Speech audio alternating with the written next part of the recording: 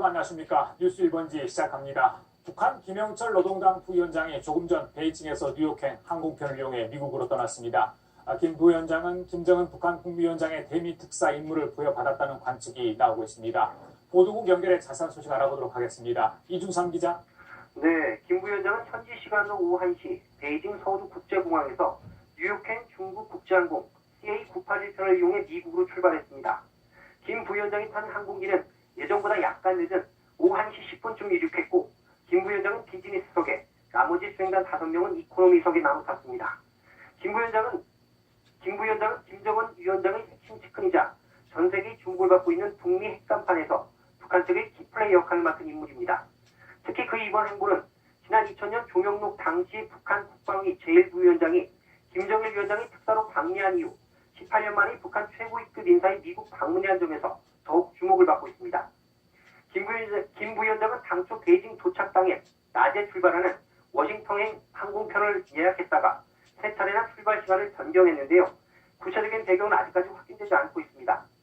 다만 현지 소식통들은 김 부위원장의 베이징 체류 시간이 예상보다 길었던 만큼 중국 당국과의 긴밀한 접촉이 있었을 거라는 관측을 내놓고 있습니다.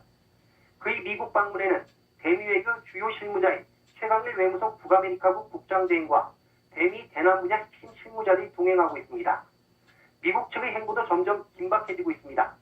미 국무부는 폼페이오 국무장관이 북미 고위급 회담을 위해서 현지 시간으로 31일 뉴욕을 방문한다고 밝혔습니다. 이 기자의 북미 정상회담이 열릴 싱가포르에서도 양국 실무자들 간 협의가 본격적으로 시작됐다고 하는데 관련 소식도 전해주시죠. 네, 이틀 전부터 싱가포르를 방문 중인 김창선 북한 국무위원회 부장이 오늘 오전 수행원들과 함께 숙소인 플러턴 호텔을 출발하는 모습이 포착됐습니다. 김 부장은 호텔 로비와 정문 앞에서 진을 치고 있는 한국, 일본 등의 취재진 수십 명을 의식한 듯 호텔이자 주차장을 통해 빠져나갔는데요. 어제 조혜긴 미 백악관 부비서실장과 1차 협의를 한 김 부장이 오늘 2차 협의를 진행하고 있을 것으로 관측됩니다. 현지 소식통들은 또 북미 양자 또는 싱가포르를 포함한 3자가 회담 관련 실무 협의를 진행했을 것으로 추정하고 있습니다. 정상회담 장소는 싱가포르 대통령국인 이스타나가 유력한 후보지로 떠올랐습니다. 하지만 싱가포르 내에서는 대통령국을 타국의 정상회담 장소로 활용하는 것이 부적절하다는 반응도 나오고 있어 예단하기는 어려워 보입니다. 지금까지 보도국에서 전해드렸습니다. 미국의 독자 제재 대상에 올라있는 김영철 부위원장의 행선지는 백악관이 있는 워싱턴 DC가 아닌 뉴욕이라는 점이 눈에 띕니다. 뉴욕에는 유엔 주재 북한 대표가 있습니다. 회담의 편의성을 고려한 것으로 보입니다. 미국의 정치적 부담도 감안한 것이라는 관측도 나오고 있습니다. henjeun 기자의 보도입니다. 김영철 북한 노동당 대남 담당 부위원장 겸 홍일전선 부장은 당초 베이징을 경유해 워싱턴으로 가는 비행기편을 예약했습니다. 하지만 베이징에 도착해 워싱턴으로 가는 비행기를 취소했고 뉴욕행으로 방향을 돌렸습니다. 마지막까지 안개 속이었던 이 같은 결정에는 여러 가지 해석이 이어지는데, 우선 뉴욕에 북한 대표부가 있다는 것이 현실적 요인이 됐을 것이란 분석입니다. 북한 입장에서 편의성이 워싱턴보다 더 뛰어난 데다 미국의 제재 대상인 김 부위원장 일행의 입국 절차 또한 한결 수월합니다. 여기에 미국이나 북한이나 정치적 상징성과 무게면에서 워싱턴 DC보다 뉴욕을 선호했을 것이란 관측이 나옵니다. 북미회담 개최가 급물살을 타고 있긴 하지만 협상에 큰 가닥을 잡는 고위급 회담 과정에서 상황이 꼬일 수 있는 경우까지 감안할 수밖에 없기 때문입니다. 일각에선 뉴욕 고위급 회담의 결과가 좋을 경우 김 부위원장이 워싱턴으로 이동해 도널드 트럼프 미국 대통령을 직접 만날 수 있다는 전망도 나옵니다. 연합뉴스TV henjeun입니다. 6.12 북미 정상회담 의제 조율을 위한 북미 간 2차 판문점 실무회담이 방금 전 끝난 것으로 보입니다. 미국 협상단이 통일대교를 지나는 모습이 취재진에 목격됐습니다. 취재기자 연결해 보겠습니다. 임혜준 기자. 네, 미국 협상단이 묵고 있는 서울 광화문 포시즌스 호텔 앞에 나와 있습니다. 아침 일찍 이곳을 출발한 성김 주 필리핀 미국 대사를 포함한 미측 실무협상단은 오전 9시쯤 통일대교를 통과해 판문점으로 향한 뒤 다시 오후 3시쯤 통일대교로 돌아오는 모습이 취재진에 포착됐습니다. 북미 양측은 오늘 오전 10시부터 최대 5시간, 점심시간을 뺀다면 약 3시간에 걸쳐 실무회담을 진행했을 것으로 보입니다. 앞서 지난 일요일 첫 실무회담 때 양측은 의례적인 인사말도 생략한 채 3시간 동안 협의를 진행한 바 있는데요. 사흘 만인 오늘 북미 회담 의제 조율을 위한 2차 협상에 나섰습니다. 미 측에선 성김 주 필리핀 미국 대사와 앨리스 누커 미 백악관 국가안보회의 한반도 보좌관과 랜들 슈라이버 미 국방부 아시아태평양 담당 차관보가 협상에 나섰습니다. 북측에선 지난 1차 실무협상 때와 마찬가지로 최선희 외무성부상이 대표로 참석했을 가능성이 큽니다. 네, 임 기자, 이 두 번째 협상인 만큼 조금 더 진전된 내용이 오갔을 것 같은데 어떻습니까? 네, 오늘 협상에서도 역시 핵심은 북한의 비핵화와 이에 상응하는 체제 안전 보장 방안이 중점적으로 논의됐을 것으로 보입니다. 미국은 북한의 신속한 비핵화를, 북한은 확실한 체제 안전 보장 방안을 미 측이 마련해 줄 것을 요구하고 있는 것으로 전해집니다. 지난 1차 회담에서 양측은 각자의 입장을 재확인하고 방향성 및 큰 틀에서의 절충점은 어느 정도 찾은 것으로 알려지고 있습니다. 따라서 오늘 협상에선 조금 더 구체적인 비핵화 로드맵에 대한 논의가 오갈 것으로 보입니다. 오늘 2차 협상이 순탄하게 진행될 경우 판문점에서의 실무회담은 오늘로 종료될 수 있을 것으로 예상됩니다. 다만 진행 상황에 따라 며칠 더 연장될 가능성도 있습니다. 따라서 미국 협상팀의 체류 기간도 늘어날 가능성을 배제할 수는 없는 상황입니다. 이와 별도로 김영철 북한 노동당 중앙위원회 부위원장은 오늘 미국 방문길에 올라 마이크 폼페이오 미 국무장관과 뉴욕에서 회동할 예정입니다. 이번 판문점 실무회담에서 이견을 보인 부분은 김 부위원장과 폼페이오 장관의 5위급 회담을 통해 담판할 것으로 보입니다. 지금까지 포시즌 호텔 앞에서 연합뉴스TV 임혜준입니다. 예, 들으신 것처럼 북미 협상이 지난 주말을 기점으로 급물살을 타고 있습니다. 일단 남북 정상회담 개최라는 문재인 대통령의 적극적 중재에 힘입어 순항을 이어가는 모양새입니다. 청와대의 바람대로 비밀을 넘어 남북미 정상회담으로까지 이어질지 주목됩니다. 이경희 기자입니다. 북미 협상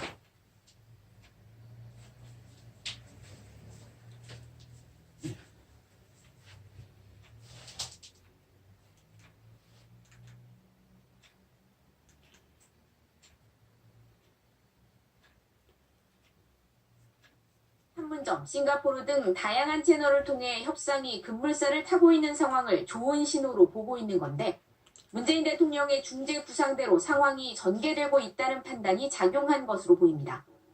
실제로 지난 주말 남북 정상회담을 계기로 급진전된 북미 협상은 현재까지는 순항길입니다. 북한은 18년 만에 대미 특사를 파견했고 트럼프 대통령에게 김정은 위원장의 친서를 전달할 것으로 보입니다. 문 대통령이 주문한 북미 정상 간 직접 소통이 시작됐다는 해석이 나옵니다. 양측이 직접적인 소통을 통해 오해를 불식시키고 정상회담에서 합의해야 할 의제에 대해 실무 협상을 통해 충분한 사전 대화가 필요하다는 점을 강조했습니다. 일방적인 회담 취소 통보로 우려의 목소리가 나왔던 한미 공조도 백악관 대변인의 입을 통해 긴밀히 이뤄지고 있음이 확인됐습니다. 이에 따라 북미 회담을 넘어 우리 정부가 고대하는 남북미 정상회담과 종전선언까지 연이어 성사될 가능성에 이목이 쏠립니다. 청와대는 북미 협상에 달렸다는 입장을 견지했지만 협상이 순조롭게 진행돼 완전한 비핵화와 체제보장 빗들이 타결된다면 단박에 가능할 것이란 관측이 나옵니다. 연합뉴스TV 이경입니다.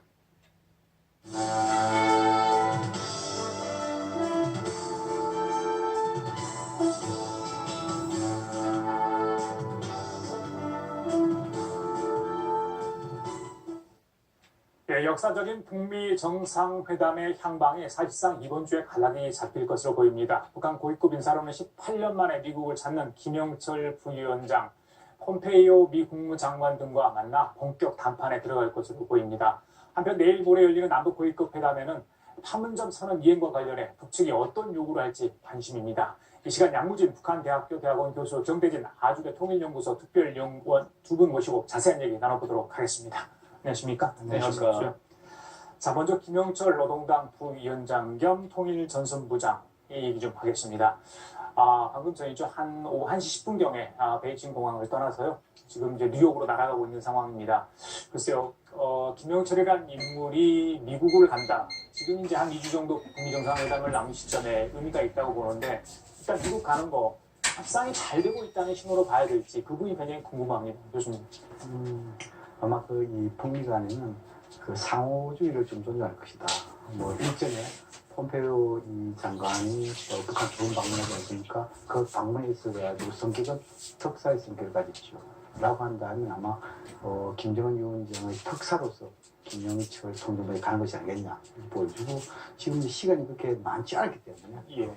마지막 남은 부분에 대해서 폼페이오 장관하고 마지막 손질하고 예. 더 나아가서 김정은 위원장의 일종의 이 한반도의 완전한 비핵화에 대한 의지, 또 그리고 이 북미 정상회담의 성공적 개최, 이런 부분에 대해서 진정성을 담은 예. 친서, 구두 친서 이 정도 표제하고 가지 않겠냐. 예. 나는 지금 봤을 때 특사의 임무로 방미한다. 저는 그렇게 분석합니다. 예.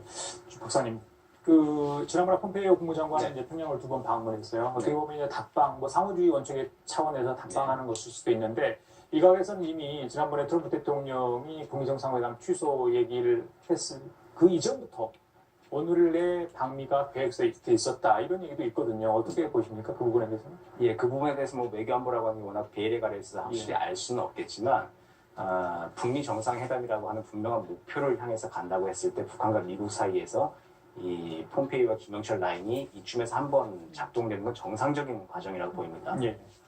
외교 협상에 있어서 이제 실무회담, 그다음 고위급 회담, 그다음 정상회담으로 이어진다는 세 축이 있다고 봤을 때, 예. 지금 실무회담은 판문점에서 아주 실력 있는 선수들이 지금 하고 있죠. 그렇죠. 그리고 이제 고위급 회담이 이제 폼페이오, 김영철 라인이 이제 뉴욕에서 가동이 되고, 그 내용이 트럼프 대통령과 김정은 위원장에게 양측에 보고가 되고, 두 정상이 이쯤 되면 이제 할 수 있겠다. 만나자 하면은 6월 12일 북미 정상회담이 성사가 될 것으로 보입니다. 예. 방금 말씀하신 것처럼 이제 사실상 지난 2000년인가요? 조명록 차수 방미 이후에 북한에서는 가장 최고위급 인사가 미국을 간 건데, 당시에도 이제 북미 관계가 괜찮았었어요. 여러 가지 협의가 논의가 진행 중인 상황이었는데, 결국에는 이제 북미 정상회담은 안 됐습니다. 여러 가지 사정 때문에. 또 미국 사정도 분명히 그때 당시 있었는데, 그때와 비교했을 때 지금 상황이 더 좋은 겁니까? 교수님 어떻습니까? 좀 비교를 해 주십시오. 그 당시 김대중 정부의 대한반도 정책, 지금 현재 문재인 정부의 대한반도 정책 거의 유사하다고 보입니다. 아마 2000년 김대중 정부 시기에도 한반도 문제는 남북한 문제에 비해서 국제적인 성격을 지니기 때문에 반드시 북미 관계, 북일 관계 상당히 중요하다. 그래서 6월 달에 남북 정상회담한 이후에 1단계로 북미 간의 정상회담을 하고 2단계로 북일 간의 정상회담 이렇게 했는데, 그 당시에 운명처럼 미국에서 이 네오콘을 할 수 있는 공화당의 부시 대통령이 당선되는 바람에 이 북미 정상회담이 미뤄졌단 말이죠. 그래서 차순위였던 북일 정상회담이 북미 정상회담 먼저 열렸죠. 2002년도에. 그래서 그런 것처럼 봤을 때 일단 정책은 같지만 운명은 우리한테 손을 들어주지 않다. 예. 그렇지만 이번에는 문재인 대통령의 적극적인 중재자 노력, 의지, 또 그리고 지금 이제 문재인 정부 들어와가지고 2번이나 예. 남북 정상회담을 열기 때문에 이번 이 정상회담은 남북 정상회담 이후 1단계로 북미 정상회담. 그래서 순조롭게 진행될 것이다. 예. 이렇게 전망합니다. 방금 잠깐 사진 나왔는데, 저게 이제 당시에 클린턴 대통령과 조명록 차수가 만났을 때 장면입니다. 당시 조명록 차수의 복장, 군복을 입고 가지고 좀 논란이 되기도 했었습니다만, 이번에는 김영철 부위원장을 어떻게 좀 만날지 그 부분도 관심입니다. 근데 제가 말씀드린 부분은 분명히 트럼프 대통령을 만날 수 있느냐 하는 부분인데, 네. 당시에는 클린턴 대통령을 만나서 김정일 국방위원장의 친서를 전달하지 않았습니까? 네, 맞습니다. 자, 이번에 만약에 특사 자격 말씀하신 것처럼 간다면 김정은 위원장의 친서를 전달할 수 있는 기회가 있을까요? 어떻게 보십니까? 근데 기회는 충분히 있을 거라고 보입니다. 만약 트럼프 위원장이 트럼프 대통령의 의중에 달려있는 문제이긴 할 텐데, 양 교수님 말씀하신 대로 2000년 당시 상황하고는 굉장히 지금 판이 다르죠. 예전에는 한반도 평화라고 이제 한 시계가 있다고 하면은 남북 정상회담이라고 하는 톱니바퀴, 북미 정상회담이라고 하는 톱니바퀴가 지금 맞물려서 지금 돌아가고 있는 형국인데, 예전에는 북미 정상회담이라고 하는 톱니바퀴가 없었죠.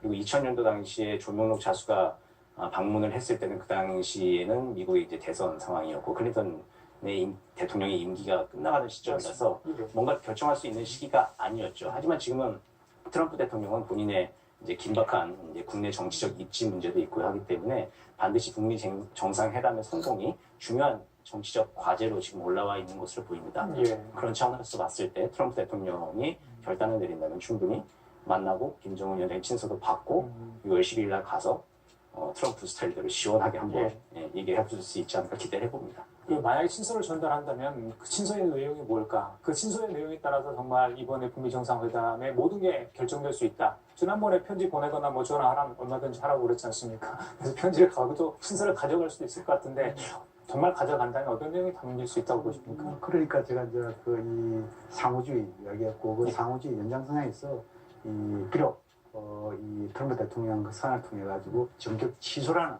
그런 측면이 있지만도 이번에는 그 전격 취소에 대한 화답을 이런 것보다도 예. 오히려 이 북미 정상회담의 성공 개최 또 그리고 북한이 미국이 가장 북한에 요구하는 것이 완전한 비핵화 아니겠습니까? 이 완전한 비핵화에 대한 김정은 위원장 최고 지도자의 의지, 진정성 이것을 좀 담은 친서 이것이 구두 친서가 될지 예. 아니면 친필 친서가 될지 이걸 좀 두고 봐야 되지만 예. 어떻든 간에 특사 간다면 친서에 가놓고 근데 우리가 흔히 과거 경험에서 봤을 때 특사가 상대방 최고 지도자를 만난 사례도 있고 만나지 못한 사례도 있습니다. 그래서 이번에 혹시 김영철 특사가 미국에 갔을 때 트럼프 대통령을 만나면 북미 정상회담의 성공적 개최에 대한 청신호 만나지 못하면 즉 신호, 빨간 신호 이렇게 분석하더라도 틀리지는 않을 것이다. 그 관련해서 김정은 위원장의 진정성이 그동안 뭐 인편을 통해서 폼페이오 장관이나 또 우리 남북 사절단 지난번 북한에 넘어갔을 때 정용 실장이 백악관 가서 전달하거나 뭐 그런 방법이었는데 이번에 실제 김정은 위원장이 친서를 전달한다면 본인의 의중을 정확히 좀 읽을 수 있다 이렇게 해석할 수도 있겠네요. 그렇죠. 지금 이제 그 이 트럼프 대통령이 이 정상회담 여기 대해서 뭐 45분 만에 전격적으로 수용. 이럴 때는 그 우리 측 이 방북 특사다. 여기 대해서 일종의 김정은 위원장이 비핵화에 대한 의지를 다는 특별 메시지를 우리가 당시에 서훈 국정원장과 정의용 실장한테 준 거 아니겠습니까? 맞습니다. 그것을 보고 트럼프 대통령이 일부에서는 적극적으로 수용했다. 이야기만도 아무리 그래도 지금 미국의 또 세계의 아주 강대국의 대통령인데 거기에 대해서 어느 정도 신뢰성 또 그리고 검증을 거친 뭐 확인할까요? 이기 때문에 수용하지 않았을까? 그렇습니다.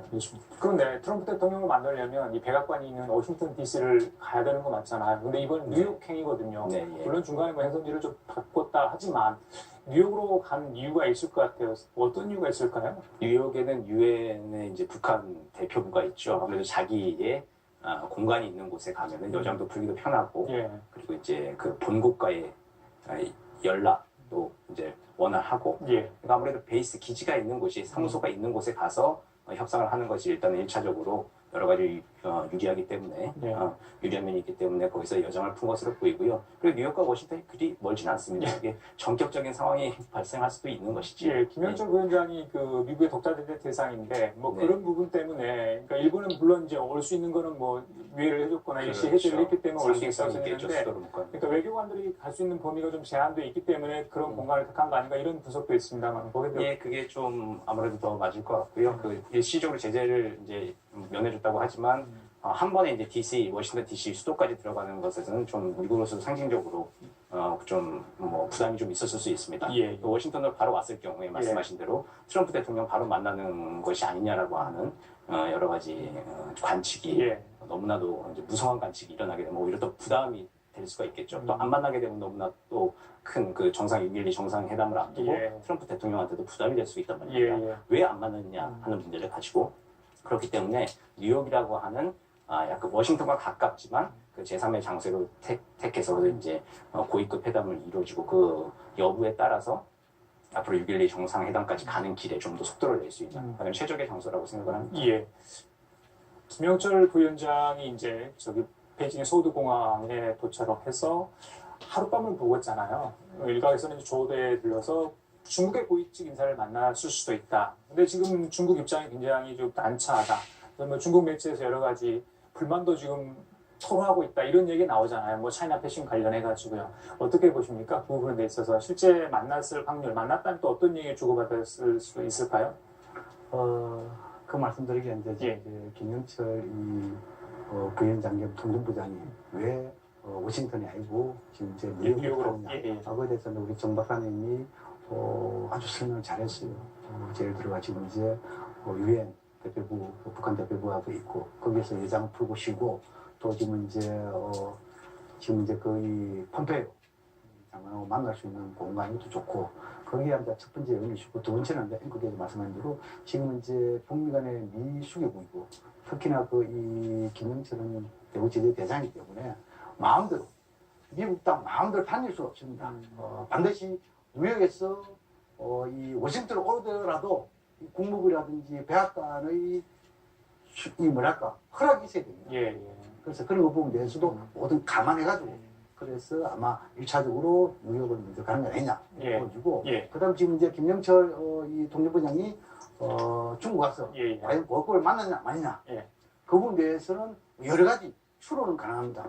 최근에 지금 이제 40일 만에 김정은 위원장과 진비 주장 두 차례 만난 거 아닙니까? 여기에서 지금 이제 해명을 완전 복용하고 그 이후에 이 북한을 지방 소위면서 당 위원장들이 상당수가 중국의 개혁개방에 대해서 시찰, 고찰 다녀봤을 때 이것은 뭐냐 하니까 북중 간의 완전한 복원을 상징하는 그런 조치겠죠. 뭐 이런 상황에서 저는 충분하게 여유가 된다 하면 조대에서 어디든 간에 북중 간에 김영철 간에 볼 거야 만날 수 있다. 그리고 그 만남이 있어가지고 중국이 가장 듣고 싶어한 것은 과연 지금 이제 두 차례 특히 이 4차 남북 정상회담이 있어가지고 이 종전선언 평화협정이 있어가지고 3자 또는 4자에서 한국 정부는 3자 우선을 두고 이야기하는데 북한 입장이 뭐냐 여기서 굉장히 듣고 싶은 거 아니겠습니까? 그렇죠.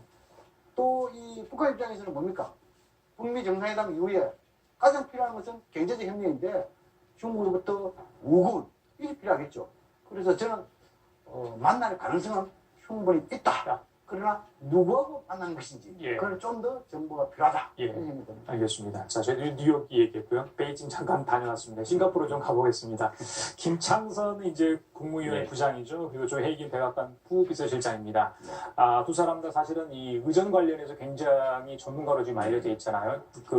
특히 김창선 같은 경우는 김씨 일가의 집사로서 전임 김정일 국방위원장 때부터 이런 일을 했기 때문에 굉장히 뛰어나다 이런 이야기 있는데 가장 이 북한과 미국이 신경 쓰는 대목이 있다면 어떤 게 있을까요? 의전 경호 이런 문제 중에 어떤 문제가 가장 본인들이 좀 관심을 갖고 집중적으로 점검하고 있다고 생각을 하십니까? 지금 싱가포르 현지에서요? 싱가포르 현지에서 두 개가 다 중요한 문제긴 한데 김정은 위원장 같은 경우에는 이제 해외 나가는 경험이 지금 중국 말고는 없잖아요, 사실은. 그래서 경호 문제가 아마 좀 가장 신경을 쓰일 겁니다. 그 참매를 타고 가는 그 시간도 그 비행기 전용기 자체가 이렇게 다른 나라들처럼 녹록지 않은 상황이기 때문에 그 문제부터 해가지고 이 외국에 나갔을 때 이 북한이 경호나 이제 그 국제 무대에서의 외교 경험이 좀 짧다고 할 수 있기 때문에 많이 없죠, 사실은. 정상 외교의 경험이 없기 때문에 그 점에서 북한이 좀 많이 예민하게 준비를 좀 하고 있을 것 같은데요. 북한이 사실은 대외 협상을 할 때 많이 이제 큰 소리를 치고 하는 부분들이 있지만 국제 경험이 부족하다 보니까 디테이블에 와서는 좀 가르쳐 달라라고 하는 이야기들을 실무진들 사이에서 했다는 게 그 남북 관계나 국제회담에 참여했던 전직 관료분들이 공통적으로 좀 말씀하시는 부분이 있어요. 그런 부분에 있어서 좀 미국과 원활한 협력을 하면서 의전과 경호를 챙겨 나가는데 두 개 중에서도 이제 그 두 개가 동시에 잘 이루어져야 하는 것이죠. 그래서 지금 민간 호텔이 아니라 대통령궁이 회담 장소가 될 것으로 지금 아주 주말 사이에 지나오면서 많은 이야기가 거론되고 있는데 그런 면에서 이제 대통령궁도 거론이 되고 국제 경험이 일천한 북한 쪽하고 많은 국제 경험을 가지고 있지만 그렇지만 처음 해보는 종류의 정상회담을 하는 이 미국의 베테랑 이 둘이 만나서 지금 아마 좋은 회담을 좀 하고 있을 거라 생각합니다. 아마 우리 정부의 관심은 이 판문점 통일가에서 진행돼 오고 있던 그 이제 북미 의제 관련 실무 협상이 아닌가 싶어요. 성김 주 필리핀 대사 그리고 최선희 이제 부상 간의 만남. 지난번에 일요일날 만나고 또 이제 오늘 만난 걸로 지금 확인이 되고 있지 않습니까? 글쎄요.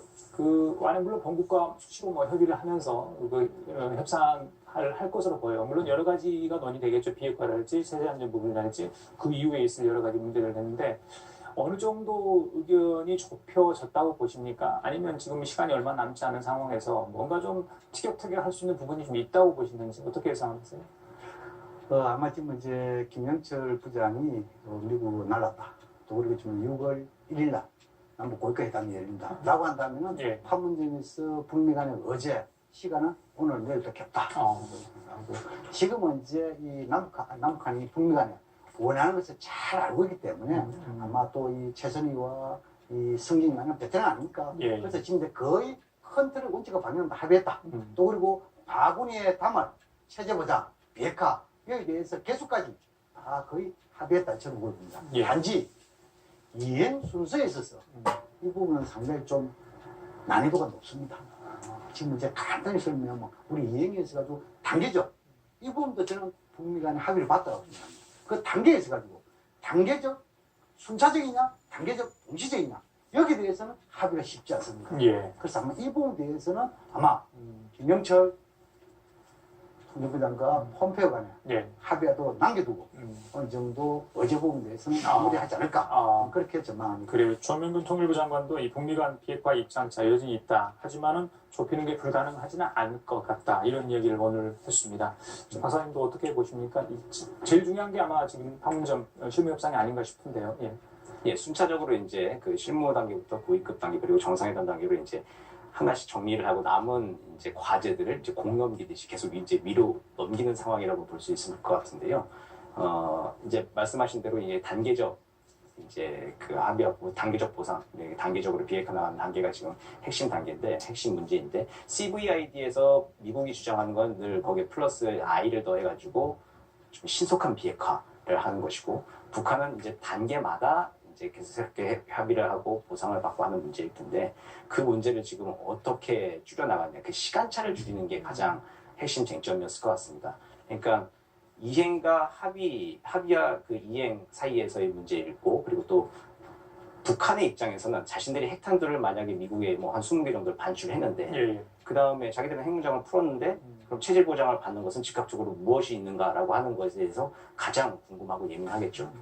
거기에 대해서 이제 어떤 방식으로 미국이 확실한 보증, 전 세계를 상대로 해서 그 누구도 부인할 수 없는 보증을 어떤 방식으로 할 건가, 예. 그 시간차를 또 얼만큼 짧게 할 것인가라고 예. 하는 문제를 가지고 집중적으로 논의를 했을 거고 중간에 폼페이오 장관이 상원에서도 발언하지 않았습니까? 그 정상회담의 결과물을 상원 인준을 받는 거, 비준동을 받는 거를 추진하겠다라고 하는 뭐 그런 방식들이 아마 판문점에서도 계속 논의가 됐을 거라고 봅니다. 알겠습니다. 시간이 없어 하나만 교수님 여쭤볼게요. 이제 1일날 남북 고위급 회담이 열립니다.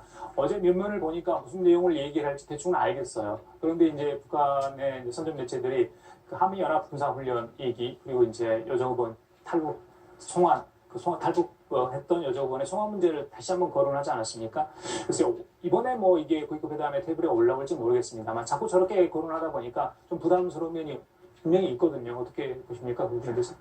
지난 그 5월 16일 날 고위급 회담인데 연기됐잖아요. 그 연기의 북한에서 명분 빌미가 한미 군사훈련과 그리고 지금 이제 태영호 공산권 거장에서는 예. 김정은 위원장의 관심사항이 있기 때문에 이것도 쉽게 이것을 갖다가 그 문제 제기해서 제외될 가능성이 낮지 않겠냐. 그렇다 해가지고 이것이 남북 관계 발전에 있어가지고 발목을 잡지는 않을 것이다. 예. 왜냐하면 양쪽 다 위험 부담이 있습니다. 예를 들어가지고 여종이 있어가지고 일부는 돌아가겠다. 그렇죠. 일본은 이거 좋다. 라고 하는 양쪽 다 이 상처거든요. 그런 것을 또 이 김정일 위원장 잘 알고 있기 때문에 예. 집권은 넘어갈 것이나 그럼 이것이 남북관계 발전에서 발목으로 잡지는 않을 것이다. 이렇게 이해하면 될 것 같습니다. 알겠습니다. 자, 지금까지 양무진 북한대학교 대학원 교수 정대진 아주대 통일연구소 특별연구원이었습니다. 말씀 잘 들었습니다. 예. 감사합니다.